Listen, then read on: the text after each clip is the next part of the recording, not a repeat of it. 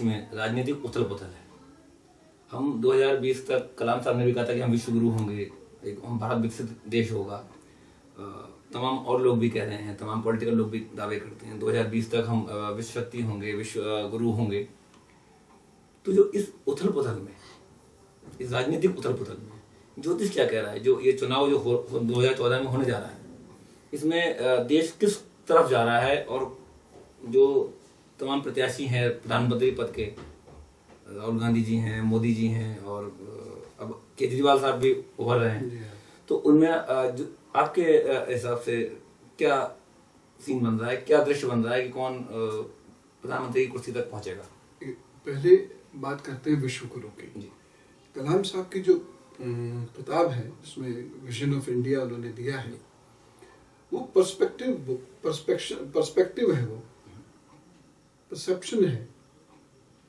चूंकि हमारे पास ये सारी चीजें हैं जो हमें विश्व गुरु बना सकती हैं, बाकी देशों के पास वो चीजें नहीं हैं। ये एक परसेप्शन है उनका, मेरा भी मानना है।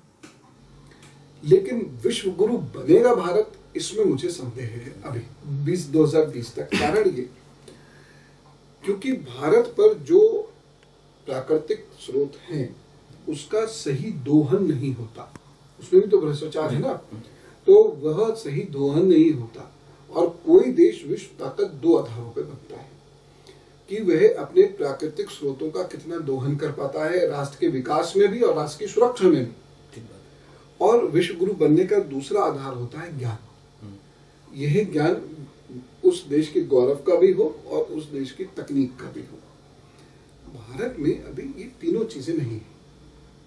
दोहन करने की सही प्रणालियां हमारे पास नहीं है।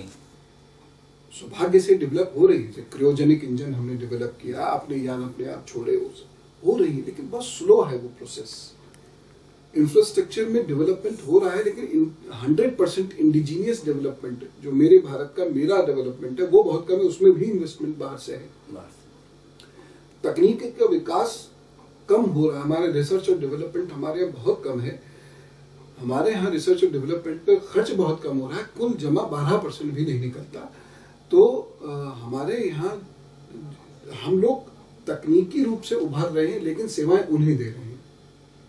तो इसलिए अभी तो 2020 तक तो ये नहीं होगा। ज्योतिषीय रूप से भी देखें तो 2020 तक कोई चांस नहीं है। हाँ, बाकी देश तबाह हो जाए तो एक अलग बात है।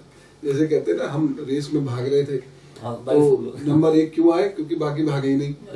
तो वैसा हो जाए तो एक अलग बात है, अदरवाइज तो नहीं होता।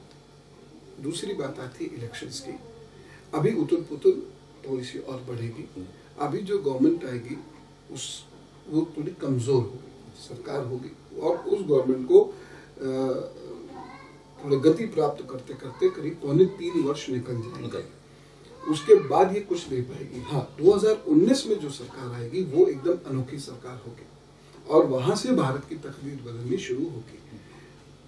अभी जितने भी लोग हैं इस वक्त प्रधानमंत्री पद की दौड़ में, इसमें जो सबसे प्रबल ग्रह हैं ये मोदी जी के हैं।